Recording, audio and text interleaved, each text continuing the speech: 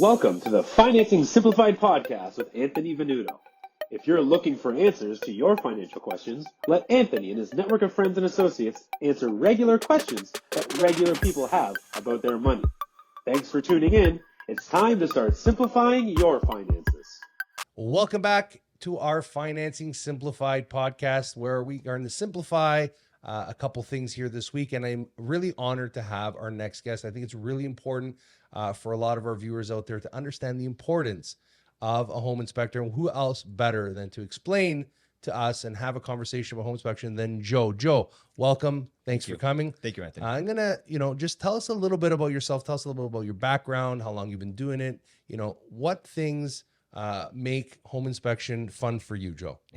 Thank you for having me, Anthony. A little bit of background, construction, building operations, stuff like that was my background. I've been a home inspector now for about 16 to 17 years with Lighthouse Inspections. And I'm certified through NACHI, which is the North American Certified Home Inspectors Association. So I have my annual dues. I get certified every couple of years. Once again, welcome back to our Financing Simplified Podcast, where we're going to simplify things for our viewers and guests here today. With our guest, we're back with Joe. He was a home inspector, and we had an interesting conversation not too long ago. But if you haven't had a chance to check that out, make sure you check out that episode and then come back to this one. But Joe, we'll kick things off. Tell us once again just a little bit about yourself. Start it off. Yeah, thank you for having me back again, Anthony. I'm a home inspector for about 16, 17 years. Very comfortable with what I'm doing. Century homes, commercial buildings, condos, new construction. Absolutely. Awesome. And what's interesting, as I said, like from both our industries, as we're insiders in the real estate, we get to see a lot of homes like through appraisals, through our lenses, right? There's always these interesting stories. And a lot of times people are asking us, Ant, what's a cool story? Or tell me something interesting. And I said, we have good stories, but I'm sure, and I'm almost 100% sure that some of the stories that you must see or experience probably a lot more interesting. Tell us about an interesting home inspection event that you went to. To be fair to other people, sometimes some of the stories I like to keep to myself, just out of respect for the agent and the sellers. But some of the things that you do see that are out of the ordinary or take you by surprise are when there's rodents in the attic. But as a home inspector, you look for those clues or indications from the exterior first, so you know what to expect potentially when you get into that attic. So I've come across family of raccoons, squirrels, stuff like that. Another incident or another situation of what you see is hoarders. I see a lot of homes with where people just hoard things. So it makes it very difficult for me to evaluate a home properly, whether it be the electrical panel, the furnace, water shutoff, the hot water tank. I have no access, so it's very difficult. People don't hire me to move their items for another hour just to access an electrical panel. But I do have clients that reach out to me when they're doing their PDI. The builder allocates 1 hour. Unfortunately, in 1 hour, I will be no good to you. So on a standard home that's 2,500, 3,000 square feet, 2,000 square feet, an hour is not beneficial to me and to you to get a thorough evaluation, because they only allocate that 1 hour. So what happens is, what I always tell family, get the key, go through the process, call me back next week when you actually move in. Well, that's a good before idea. You put in all your furniture, right? If you have that window of opportunity and our timing works, then we'll do it, because you still got 30 days. That 1 hour PDI, I won't do you any good. Some builders will accommodate me. Others will throw me right off the property. Absolutely. Some of them because they don't own the house yet. Exactly. And some of them are worried about their liability on the job site in case, God forbid, something happens to you. But I think it's important, like with even if you buy a pre-construction, a lot of times people say to me, and we were touched about on the previous episode, it's really important with even a new construction home to get an inspection done, because there's a thing called Tarion, and you have a 30-day window for deficiencies. You have a whole year to file it. Yeah. But if you can start to pick out things that are really important right off the hop, it's going to take time. And the other thing is going through it, like for people, like as you said, an hour may not be enough. No. Maybe the builder can accommodate a little bit more time, because you might have a week between where the homeowner gets the PDI, the pre-delivery inspection, and they move in. Yeah. And if they're moving in right away, right, they got the movers in there, it gets complicated. And trust me, those basements, they get pounded with all the excess overflow from the house. So what happened, Joe? Have you ever encountered when a tradesman would be in there, let's say a plumber, electrician, anyone, and they basically didn't want you there while they were there? Did you ever say, hey, No. did they ever tell you, hey, can you get out of here? No, with the trades, no, because they're already done with their jobs. There might be, let's say, the super or the touch-up guy that just comes around and does the painting, maintenance, upkeep, and stuff like that right before you take possession. For the most part, I've never had that kind of confrontation. During the COVID times of when the houses all froze and there was no construction going on, and then when things started lifting and those workers went back to work, they were sped up, Hurry up and get these people in. They've already delayed the closings for so long. Those were some uncomfortable times because the buyers weren't allowed in their home, so they waited outside in their car, and it was just me and the superintendent or the site foreman going through the client's home that are waiting outside. And for the most part, once you build up their trust, I'm not there to rip apart the house and say you're a bad builder. I'm just there to show right from wrong, what's left outstanding, and regular maintenance upkeep for this family that's purchased their first home, what to look for. So I gotta jump into something, and Anth, I think you'll find this interesting as well. I gotta ask. I understand that you've seen raccoons and mice and all kinds of stuff, but the biggest question I've always wanted to ask an inspector is: have you ever encountered a hoarder? He did. Yeah. Hold on a second. And have they ever been upset with you to the point where it became a little too escalated? No, because the sellers, theoretically, are never home during my purchase inspection. So the listing agent asks that family, they have to leave and give ample time of whatever allocated, an hour and a half, 2.5 hours, to the new buyers and their agent with me, the home inspector. So they're technically not present. Now, there are some old school people that refuse to leave their house. And again, that's a discussion I have with my agent and the buyers. If you're comfortable with them being there, I'm comfortable with them, but they don't need to hear my conversation. So if something comes up of concern within this home and the sellers are present, they don't need to hear a conversation. So out of courtesy to them and respect, we talk about it in a different room or at the end outside. So have you been in a situation where the sellers are still in the house? Oh, yeah. And do they ask you questions on their way out? Of course they do. Oh, One yeah. or 500? Oh, yeah. But here's the funny thing is, once they see my approach with the buyers and how I present things to them, how I present things to the buyers, I build their trust. And you go, you know what, this guy's not feeding them shit. He's just talking logical. And the funny thing is, those sellers open up. They're like an open book. They'll disclose things that would have never been relevant to me or that I would have ever seen because of wall units or furniture or a finished wall. But they'll disclose things because they see how I present things to the buyers. Ideally, you don't want the sellers present just so you have more leeway to talk freely, right?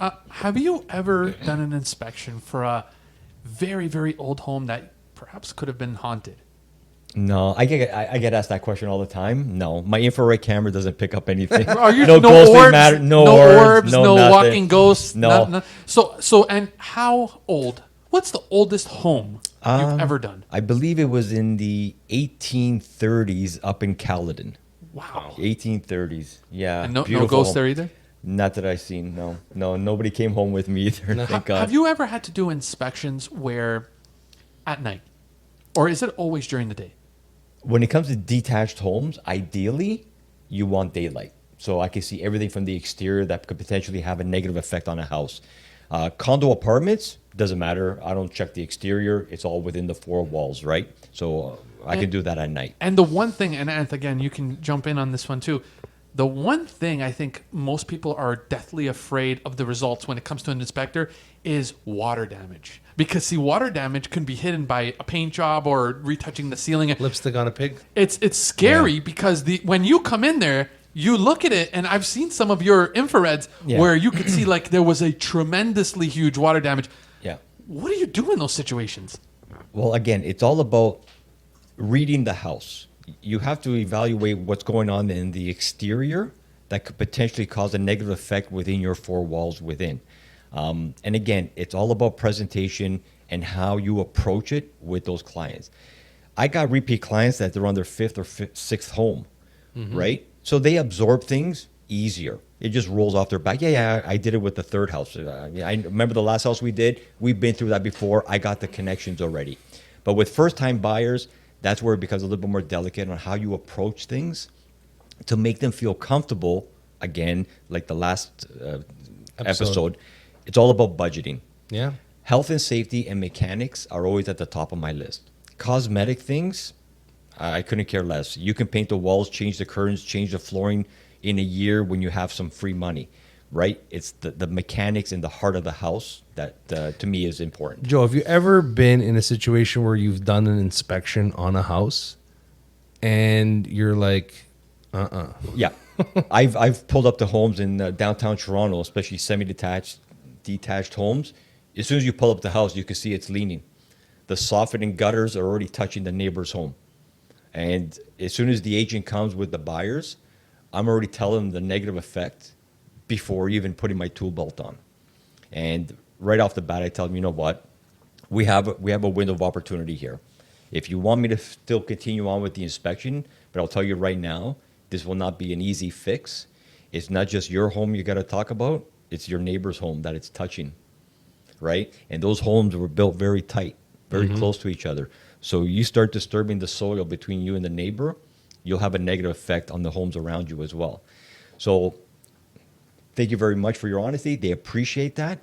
And then I don't even charge them for me coming out there because it's a learning experience. I'm not going to get rich off one inspection. No. But what's going to happen is when they do find their dream home in a month from now, I like to believe they're going to call me back. Do they and give to me, you that's their, worth everything. Do they give you their blueprint of the property? Do they tell you where the property Survey. lines go and all that? No, beyond my scope. I don't look at surveys or anything like that. None of that. None of that. Just Fence those four lines. walls. That's essentially your domain. Oh, Yeah. fence lines. You don't look at that either. No, I look at the fencing. Yes, I look at landscaping and stuff like that. But the actual property line, no, beyond my scope. What about the foundation of, let's say, the where you walk inside the home and all that? Are you responsible for how the foundation is there? Yeah, as much as what I can see. If I can physically see something, I can comment on it. If I can't physically see anything, it's blind. I can't comment, right? So, for example, we're in the fall season now, and I've done inspections during the peak summer weather, and there's no rain. I know there's settlement cracks, but with my infrared, there was no water on that day. Now, that family, 3 months later, take possession in September, October. We're in peak fall season. All it does is rain. Now they see water entry. But with my evaluation on the day of the inspection, I educate them on what the preventions are, what the potentials are, and then how to remediate it. So you Because it's tough. Some of these new homes, the new construction homes, there's pink insulation all over the batting, all over the basement. It's like you can't see the walls, right? you can't see the walls. Doesn't matter. My infrared will see through that. We'll see through, Yeah. right? So that's But I'll look for the settlement cracks outside and then keep it in the back of my head so that when Where I that go is. downstairs, I'll concentrate. But you look for clues. You look for water stains on the concrete floor. You look for rust or water stains on the metal band and strapping within the insulation. Little clues and tricks that you look for. And like when you're doing a resale, let's say for someone, you know, like do your alarm bells go off if it's like fresh smell of paint in the house? Yeah. Well, a lot of agents offer that service where we'll stage, we'll repaint, make everything white because now everything's white nowadays. If it's done within the last 2 days, my infrared camera will still see it because it hasn't cured yet.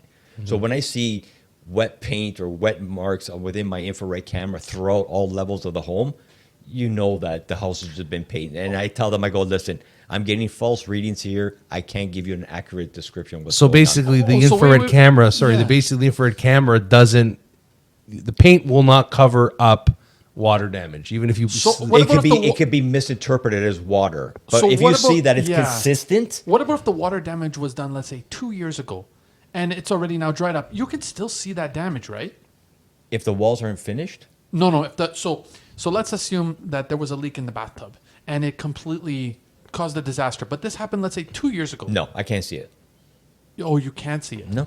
I can't see anything hidden within, let's say, the drywall to the floor joists above into the bedrooms or the second floor ensuite. So there could have been a massive water damage, And but I can't see nothing. So this is how I protect myself as well as my clients. For argument's sake, a 2,000 square foot home, I'd walk away with between 250 to 350 pictures. A lot of panoramic shots, ceiling shots, wall shots. What's impeaching my view? Is it a wall unit? Is it a couch? Is it a kid's bed? Right? Is there drop ceiling? Is it drywall? So when that family goes back for their last walkthrough before they take possession, I always tell them, I know you're there for measurements and whatnot, but look at the main things that I pointed out. Did it change? Is there a repair job in that living room ceiling? Is there a touch-up in the kitchen ceiling from the master ensuite above? Then call me. I'll email you the pictures that we did that day 3 months ago and say, you know what? There was no water stain there. There was no patch job there. That means something occurred between the time frame. the time we did the inspection and you did your final walkthrough where you could have some recourse saying, wait a minute. We accepted it the way it was back in April, but now, today, there's some patch jobs here and there. I even tell my, to that extent, that it's very good that you say that when a client walks through a house, we tell them take as many pictures as you possibly can. Yeah. And even take a picture of your appliances and the codes and the serial numbers on those. Those I offer in my report. Yeah, you put all that I in test there. all the appliances and I take pictures of all the appliances. so furnace, they don't make a switch. Nowadays, people don't switch things anymore because everybody has a smartphone. But All they the used to. pictures are on the listings anyway. It would be a shame that you lose a deal or cause problems for a $700 dishwasher, right? It's a shame. But again, it's a service I offer. That's why shots of the shingles. Today, none were missing.